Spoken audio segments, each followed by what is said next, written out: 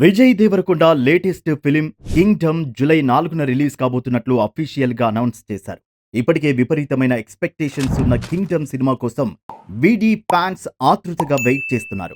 Kingdom తర్వాత విజయ్ దేవరకొండ సినిమాల lineup ఏమిటో ఇప్పటికే ప్రేక్షకులకు అంచనా వచ్చేసింది. దిల్ రాజు ప్రొడక్షన్ లో, రవికిరణ్ కోలా డైరెక్షన్ లో విజయ్ దేవరకొండ నెక్స్ట్ సినిమా చేయబోతున్నారు. ఈ సినిమాకి రౌడీ జనార్దన అనే టైటిల్ పరిశీలనలో ఉంది.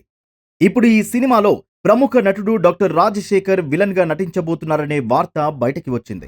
ఇందులో నిజాలు నిర్మాణ సంస్థ అఫీషియల్ గా కన్ఫర్మ్ చేయాల్సి ఉంది. అయితే విజయ్ దేవరకొండకి ఫ్యాన్స్ ఇచ్చిన టైటిల్ రౌడీ స్టార్. ఈ సినిమా పేరు రౌడీ జనార్దన. ఇది ఒక కిక్ అయితే రాజశేఖర్ విలన్ గా నటించడం అభిమానులకి మరింత హై ఇచ్చింది. విజయ్ దేవరకొండ పర్ఫార్మెన్స్ లో ఎంత ఇంటెన్సిటీ, హానెస్టీ ఉంటుందో రాజశేఖర్ నటనలో కూడా ఆ ఛాయలు కనబడుతూ ఉంటాయి.